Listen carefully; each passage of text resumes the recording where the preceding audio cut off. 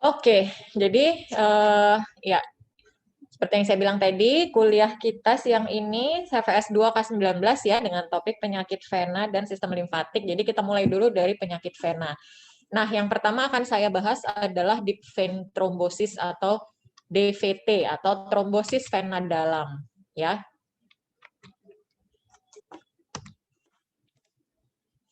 Nah, DVT dan pulmonary emboli atau PE dianggap sebagai dua spektrum penyakit yang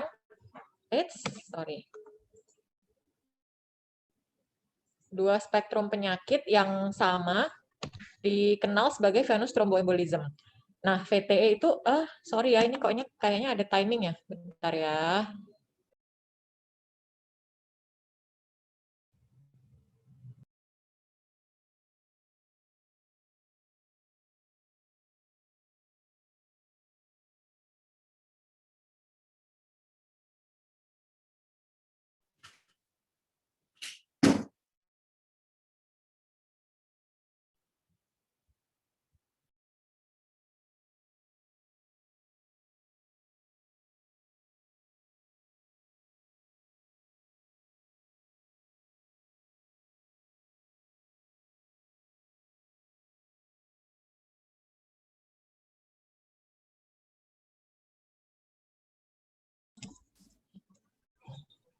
Oke, nah jadi VTE itu penyebab ketiga tersering penyakit kardiovaskular di Amerika Serikat ya.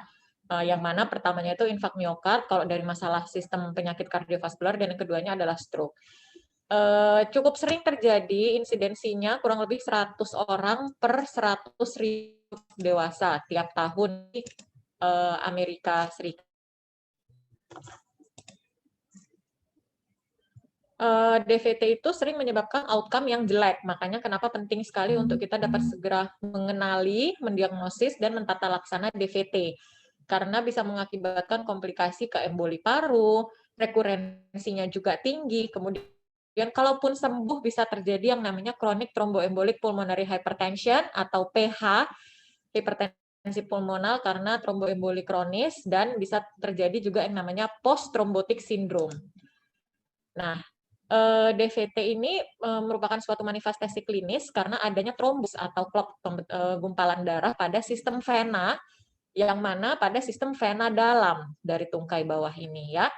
96% trombus vena dalam terdapat pada vena dalam ekstremitas bawah. Jadi dia ada trombus misalnya gitu kan, ada gumpalan darah terlepas dan bisa sampai menimbulkan emboli paru kalau dia naik ke atas gitu. Nah, jadi ini kita tahu anatomi vena daripada tungkai bawah ya. Ini vena iliaca externa, kemudian masuk ke vena femoralis, kemudian dia mulai turun dan bercabang menjadi vena femoral dalam dan vena femoralis superficial. Kemudian dia akan turun lagi arahnya ke belakang lutut gitu ya, vena poplitea. Baru kemudian turun dan bercabang lagi menjadi vena tibialis anterior, dan yang ke sini ini bercabangnya. Ini kan tadi pecah ke sini menjadi vena tibialis anterior dan yang ke sini adalah vena peronel. Nah, kemudian ada lagi yang ke sini menjadi vena tibialis posterior. Nah, 70-80% DVT itu melibatkan vena-vena proksimal atau yang di bagian-bagian atas ini proksimal ya. Ketika di ultrasound ketemunya di sini trombusnya. Biasanya pada popliteal atau pada femoral nanti akan kita ketemukan trombusnya. Nah, sisanya lagi sebagian kecil 20-30% DVT itu terisolasi di vena di bagian apa namanya ini betis ke bawah gitu ya. Jadi di vena tibialis anterior, di vena peronealnya dan di vena tibialis posterior. Nah, secara patofisiologi ini yang paling penting sekali untuk kalian selalu ingat bahwa dasarnya terjadi deep vein thrombosis itu adalah karena ada proses Virchow striate ini atau trias Virchow namanya ya. Jadi ada kerusakan daripada endotel, ada gangguan koagulabilitas atau hypercoagulability, dan kemudian adanya keadaan stasis. Nah, kalau misalnya yang pertama kita tahu ada kerusakan endotel. Jadi apa-apa saja yang bisa mengakibatkan kerusakan atau disfungsi endotel itu, maka itu akan menjadi patofisiologi dasar juga sehingga terjadinya trombus pada vena. Orang yang merokok, penderita hipertensi, atau misalnya endotelnya rusak karena intervensi atau tindakan sesuatu sehingga endotelnya menjadi terganggu, misalnya bekas pos operasi yang ternyata mengganggu vena, atau pernah pemasangan kateter atau ada trauma ya.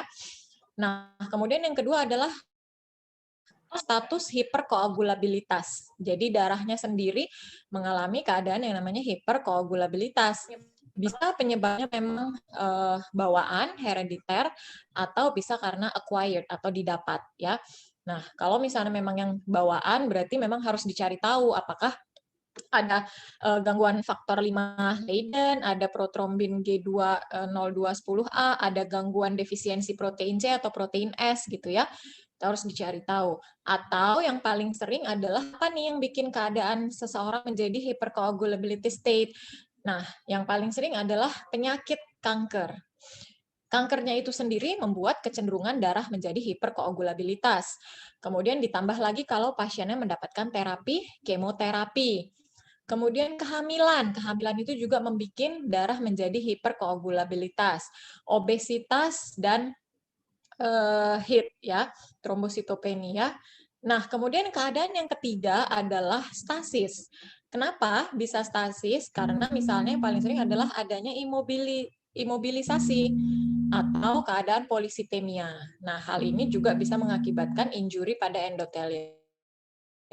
Jadi ketiga-tiga masalah ini atau ada salah satu aja dari masalah ini, maka terganggulah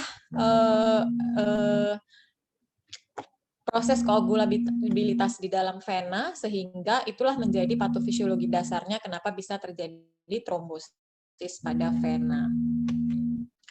Nah, kemudian selain patofisiologi tadi, tentu ada faktor resiko. Faktor resiko untuk terjadinya DVT dibagi menjadi 3. Ada yang faktor resiko kuat, faktor resiko menengah, dan faktor resiko rendah atau faktor resiko yang dianggap lemah. Ya, faktor resiko yang kuat itu adalah yang pertama kalau terjadi fraktur, terutama pada panggul atau kaki ya. Ketika ada fraktur di panggul atau kaki itu menjadi faktor risiko yang besar seseorang itu untuk menjadi DVT. Kemudian kalau dia habis operasi penggantian panggul atau lutut. Kemudian kalau dia baru saja menjalani operasi general yang besar ya, atau mengalami trauma yang mayor, dan atau misalnya ada masalah spinal cord injury, itu termasuk ke dalam faktor resiko yang besar. Kemudian ada faktor resiko menengah, apakah dia misalnya baru mengalami operasi atau arthroscopic knee surgery, atau dia baru dipasang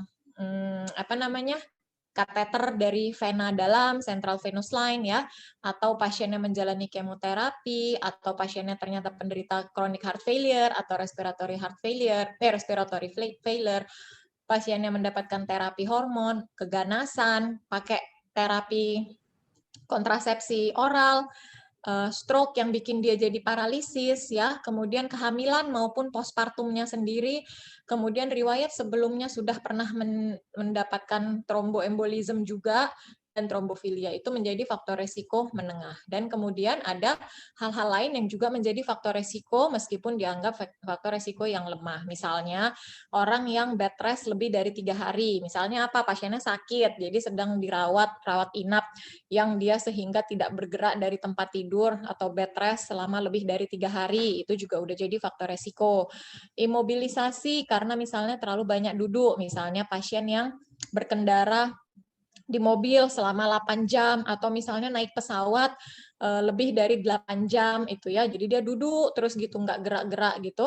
Itu juga jadi faktor resiko. Makanya tetap dianjurkan kalau orang traveling kan misalnya di pesawat tetap harus berdiri, bergerak ya. Jadi jangan duduk aja. Kemudian peningkatan usia, operasi laparoskopik, obesitas, kehamilan dan vena varices menjadi faktor resiko ringan. Adapun gejala klinis yang kita jumpai pada DVT, kalau gejalanya yang utama adalah pembengkakan kaki yang asimetris. Biasanya dia menyerang sebelah kaki, ya, sehingga kaki yang sebelah itu menjadi edema. lebih besar daripada kaki yang sebelahnya. Kemudian ada nyeri dan ada merah, dan akan terlihat dilatasi vena superficial. Kalau tanda-tandanya kita bisa jumpai edemnya bersifat pitting edem, kemudian perbedaan diameter lingkar kakinya yang membengkak tadi lebih dari 3 cm, kemudian ada nyeri tekan, dan ada Homan sign. Dari studi menunjukkan bahwa kombinasi symptom and signs ini yang meliputi adanya bengkak, nyeri, eritem ya atau merah tadi disertai adanya Homan sign itu sensitivitasnya 88%, spesifitasnya 30% untuk mendiagnosis DVT. Nah, jadi untuk diagnosisnya sendiri ini ada guidelines dari AFP dan ACP ya untuk diagnosisnya. Kalau kita lihat tadi low pretest probability-nya untuk DVT rendah gitu ya, negatif result dari D-dimer ini kita bisa mengekskludkan venous thromboembolism.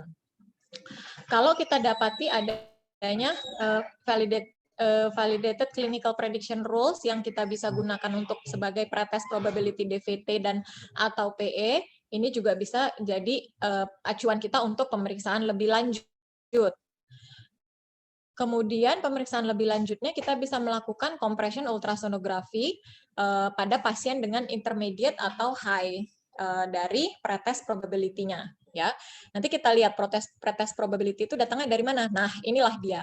Jadi kalau misalnya kita ketemu pasien yang tadi bengkak, nyeri, merah dengan bengkak sebelah kaki lebih besar 3 cm dari kaki sebelahnya, maka kita harus melakukan pretest probability dengan menghitung Wells score.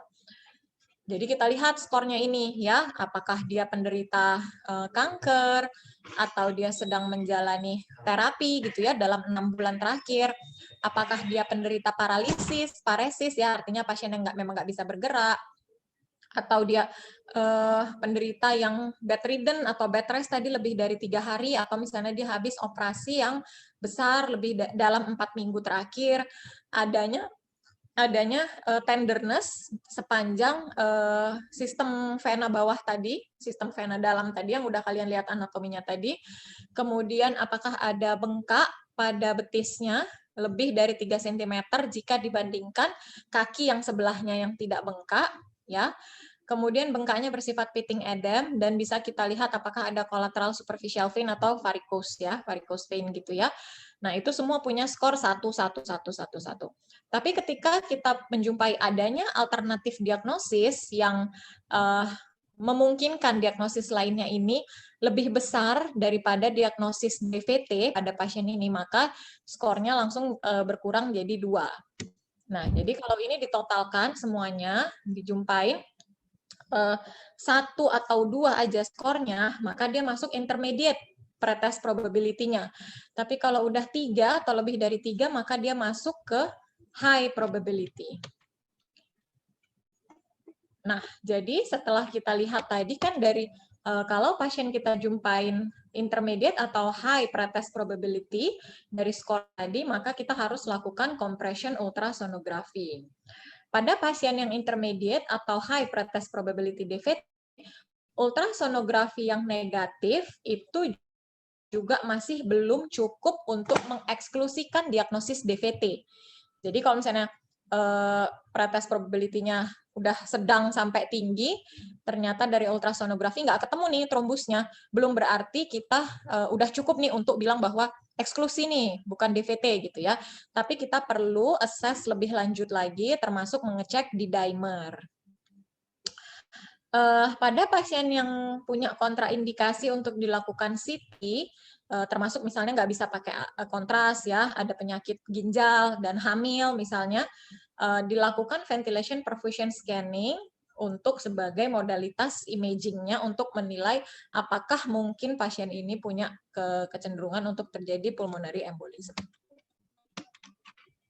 Nah, untuk pemeriksaan D-dimer sendiri, meskipun high sensitivity bisa mencapai, tapi negatif predictive value-nya juga bisa mencapai 94. Jadi hasil negatif D-dimer dikombinasikan dengan low pretest probability, itu sudah cukup untuk kita menyingkirkan diagnosis DVT. Ya, jelas ya. Jadi kalau tadi pretest probability-nya low, kita cek di dimer, hasil di dimernya rendah, maka itu kita sudah bisa langsung mengeksklut itu bukan DVT. Nah, banyak soalnya false positif yang dihasilkan dari pemeriksaan di dimer. Misalnya pada orang-orang usia tua, misalnya pasien rawat inap, pasien keganasan, di IC, stroke, heart failure, itu pun bisa bikin di dimer meningkat. Kalau pada anak-anak baru lahir, itu pun bisa. Pada pasien hamil, ada trauma, ada infeksi, ada ischemic cardiac disease, dan lain-lain, itu pun dimer bisa meningkat. Jadi banyak apa yang menyebabkan false positif pemeriksaan di dimer. Jadi untuk di dimer dengan pemeriksaan ELISA itu sensitivity-nya tinggi ya, 96% dengan specificity 39%. Nah, kemudian yang selanjutnya adalah pemeriksaan USG duplex atau ultrasonografi Doppler tadi ya. Kita lihat di sini gambaran USG duplex yang kita lakukan adalah kita mencari vena yang biasanya kita tahu anatominya selalu bersebelahan dengan arteri. Jadi ini vena dan ini arteri.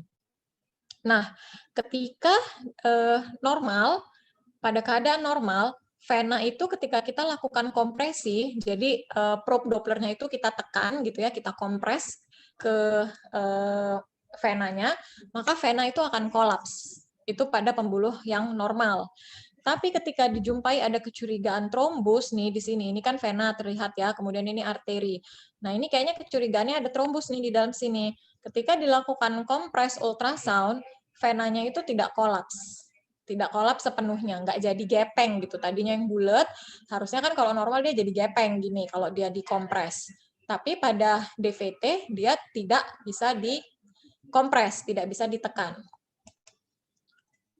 Ya, jadi apa yang mau kita cari ketika kita melakukan USG duplex?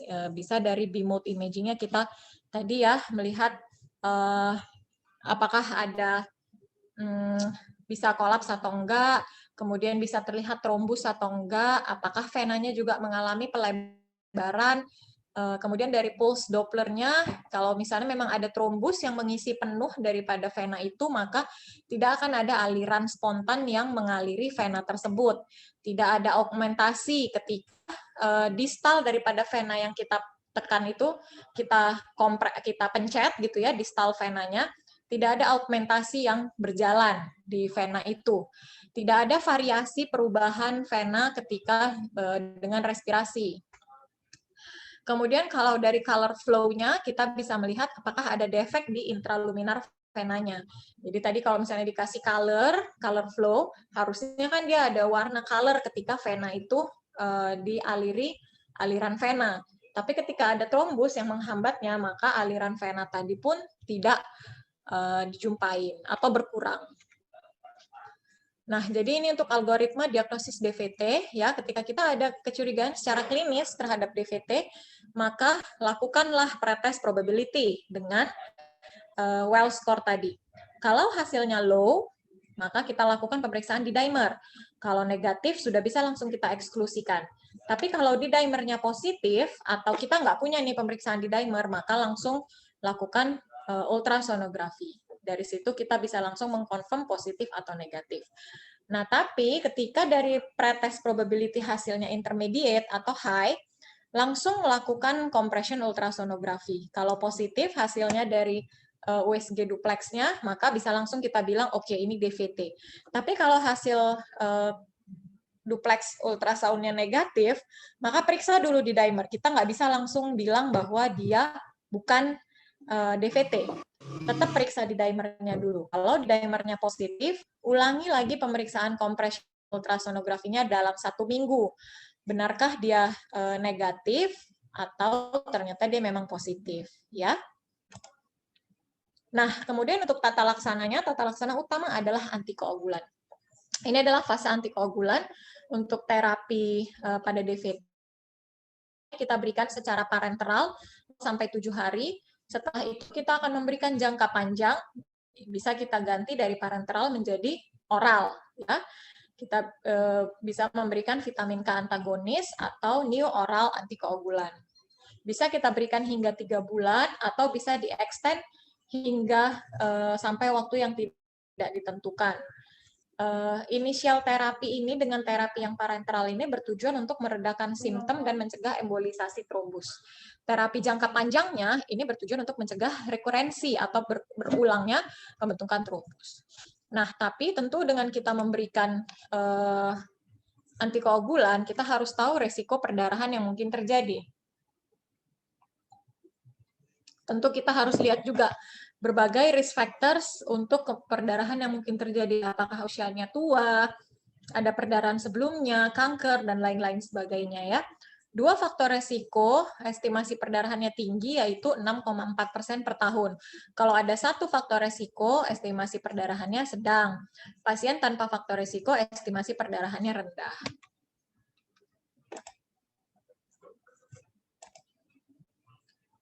Nah, jadi untuk pasien akut DVT yang ditreat dengan vitamin K antagonis terapi, kita rekomendasikan untuk diberikan initial treatment dengan antikoagulan parenteral. Bisa kita berikan low molecular weight heparin, fondaparinux, atau unfractionated heparin, atau SC IV maupun subkutan. Ya.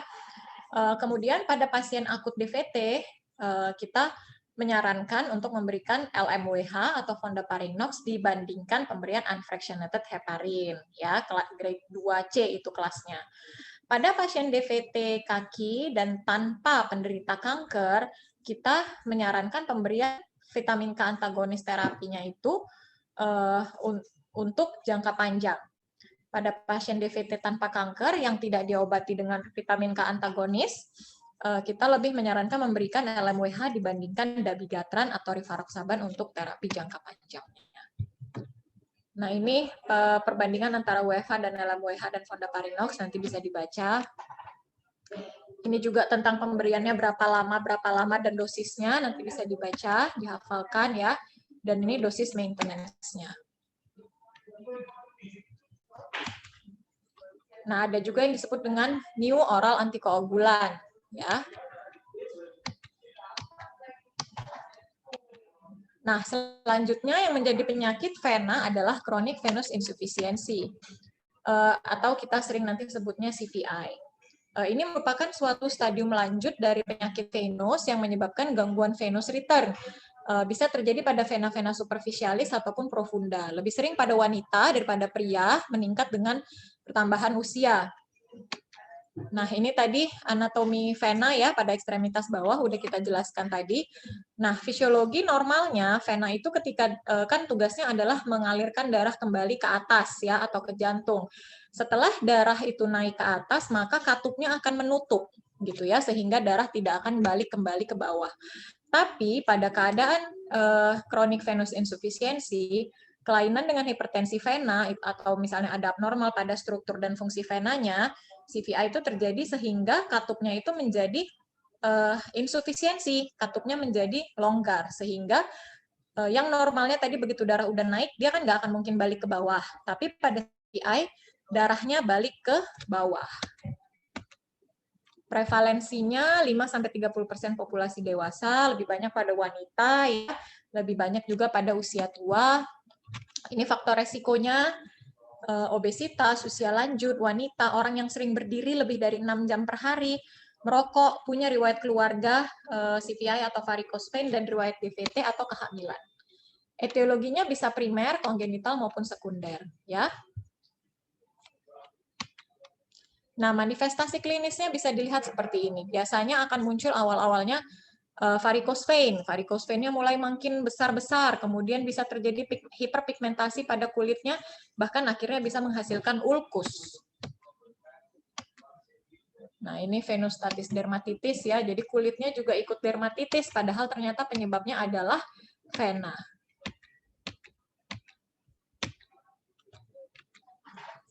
Klasifikasinya bisa kita lihat di sini ya, ada yang namanya CEAP classification, ada C, E, A, P, nanti bisa kalian baca sendiri. Sebentar ya, Dek ya. Iya, Dok.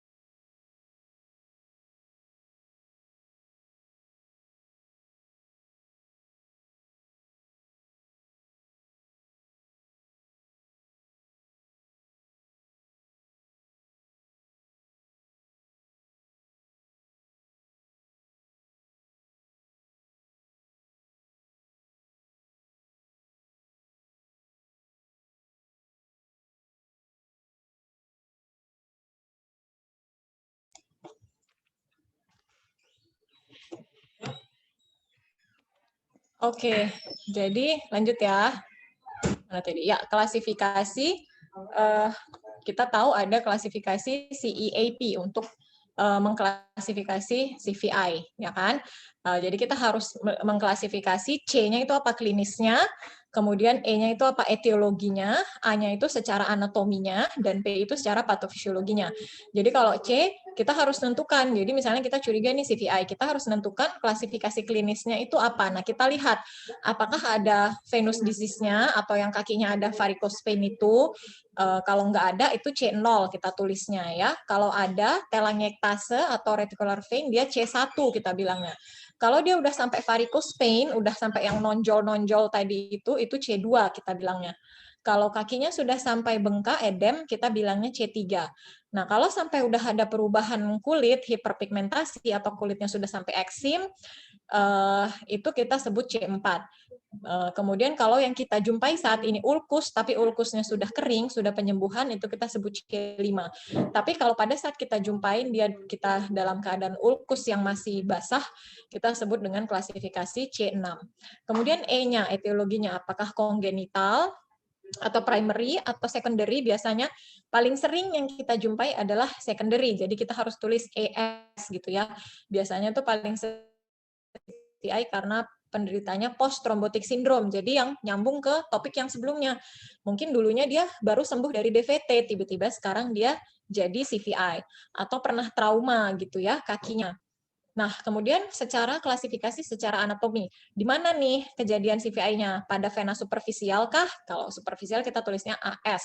Atau pada vena atau pada vena dalam kita sebutnya AD. Atau pada vena perforator. Tadi tahu ya anatominya vena perforator, kita sebutnya AP. Nah, tapi kalau nggak jelas di mana lokasi venanya yang mengalami insufisiensi, maka kita bilangnya AM. Kemudian yang terakhir klasifikasi patofisiologi. Apakah dia karena reflux atau dia karena ada trombosis, kita bilangnya jadi PO. Atau dua-duanya, reflux dan obstruksi. Ini memang paling sering juga kejadiannya, jadi kita tulisnya PRO. Atau kalau tidak ada masalah patofisiologi yang bisa kita jumpain, kita tulis PN.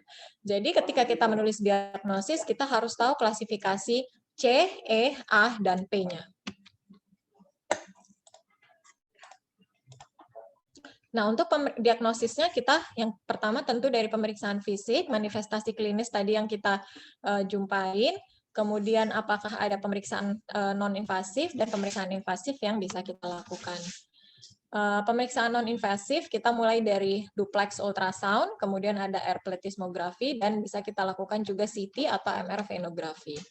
Duplex ultrasound yang kita lakukan seperti ini ya. Jadi ini venanya gitu ya, kelihatan dari 2D, ini adalah vena. Kemudian ketika kita kasih color flow dan pasiennya kita lakukan Valsalva manuver, dan ketika relax dia akan muncul flow balik gitu. Nah, pada keadaan yang ada yang ada insufisiensinya pada venanya atau ada CVI-nya, maka ketika kita lakukan Valsalva dan ketika relax, dia akan muncul yang namanya reflux, akan terlihat reflux baliknya. Kalau normal, dia harusnya nggak ada, arah venanya aja ya.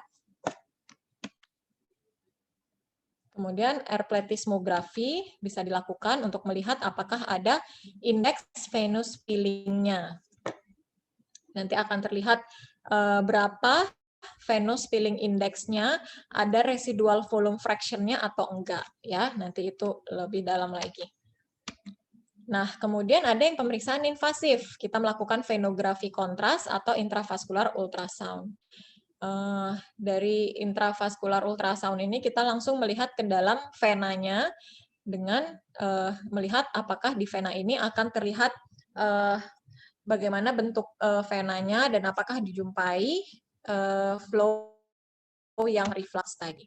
Nah, untuk tata laksana terapi konservatif yang bisa kita lakukan, yang pertama adalah mengangkat tungkai. Jadi biasanya orang-orang ini akan semakin edem, akan semakin bengkak kakinya, terutama setelah dipakai seharian bekerja atau seharian beraktivitas. Jadi misalnya makin sore, makin malam tuh makin bengkak. Jadi disuruh angkat tungkainya gitu ya, tinggikan tungkainya.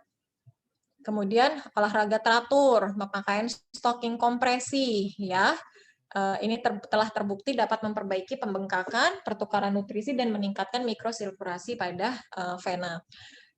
Kemudian pemakaian perangkat kompresi pneumatik intermittent, ini sama ya prinsipnya, dia seperti stocking kompresi, tapi dia ada mesinnya untuk dia secara intermittent memberikan kompresi terhadap kakinya, sehingga venanya akan meningkat sirkulasinya, sehingga akan berkuranglah edemnya. Kemudian memberikan diosmin atau hesperidin dan flavonoid, obat antiinflamasi seperti ibuprofen atau aspirin digunakan sebagai pengobatan untuk tromboflebitis superficial. Dan perawatan kulit dan luka jika memang dijumpai ada ulkus. Intervensi aktif kita bisa lakukan skleroterapi, terapi ablasi dengan radiofrekuensi ablasi atau venous laser terapi, atau dengan bedah kita melakukan stripping pada venanya, diligasi gitu venanya ya, atau di phlebectomy, dipotong gitu venanya yang sudah sangat kronik insufisiensinya, atau dilakukan cryosurgery. Nah, jadi ini untuk tata laksana algoritmenya ya. Jadi kalau kita ketemu sign and symptom dari CVI, kita lakukan tata laksana konservatif tadi, termasuk penggunaan terapi kompresi stocking. Kalau hasilnya baik, maka lakukan terapinya. Tapi kalau hasilnya tidak ada respon atau responnya tidak sesuai dengan yang kita harapkan, atau penyakitnya secara klinis makin berat rasanya, lakukan duplex tadi ya, untuk melihat apakah ada reflux atau enggak nih, beneran enggak CVI gitu. Kalau dilihat ada non-acute obstruction, maka sebaiknya kita lakukan venografi. Apakah memang bisa di stenting gitu venusnya. Kalau dari duplex kita ketemu reflux, tergantung di mana reflux venanya yang dijumpain. Kalau di vena superficial, bisa kita pertimbangkan untuk diablasi venanya atau kita berikan skleroterapi. Kita injeksikan agent skleroterapi. Kalau di vena perforator juga sama, bisa kita lakukan ablasi tadi ya dengan endovenous laser terapi, diablasi, atau kita injeksikan skleroterapi atau dioperasi untuk di phlebectomy atau di ligasi. Tapi kalau dia di deep vein, maka kita dianjurkan untuk melakukan venografi untuk melihat apakah katupnya ini bisa direkonstruksi atau diperbaiki ya secara operasi. Nah, kalau yang terlihat adalah muscle pump dysfunction, maka pertimbangkan untuk program exercise. Nah, yang terakhir adalah limfangitis dan limfedema. Sebenarnya tidak banyak yang bisa kita bahas mengenai limfangitis dan limfedema, jadi ini hanya sekedar pengantar saja untuk penyampaian tentang topik limfangitis dan limfedema. Karena penyakitnya juga sangat jarang ya, sebagai penyakit yang utama atau penyakit primary itu sangat uncommon. Seringnya itu terjadi karena secondary proses, karena adanya inflamasi kah misalnya atau kanker, sehingga terjadilah itis pada sistem limfatiknya. Nah, kalau terjadi infeksi bakteri, maka kita sebut dia limfangitis. Itu bisa menyebar sampai ke sistem limfatik. Kalau limfedemnya obstruktif, bisa terjadi karena adanya sumbatan atau oklusi pada sistem drainase limfatik. Kita tahu ya bahwa limfatik ini kan dia sistem drainase. Jadi setelah dari vena, aliran yang harusnya ke limfatik itu akan istilahnya membuang ya, sistem pembuangan. Nah, tapi misalnya ada oklusi di sistem pembuangan itu, di sistem limfatik itu, karena misalnya apa? Tumor, atau fibrosis karena post radiasi gitu ya, atau misalnya karena filariasis, atau karena ada trauma, atau trombosis karena inflamatori, yang pokoknya apapun masalah yang bisa menyebabkan oklusi, maka terjadilah tadi pembekakan pada sistem limfatiknya sehingga terjadilah lymphedem. Sehingga cairan itu akan terakumulasi di interstitial fluid-nya itu tidak bisa keluar melalui sistem limfatik drainase, sehingga yang terjadi apa? Bengkaklah juga kakinya. Jadi ketiga-tiga topik kita pada siang hari ini adalah penyakit vena dan penyakit limf yang sering kita jumpain. Memang keluhan utamanya semua adalah kaki bengkak utamanya.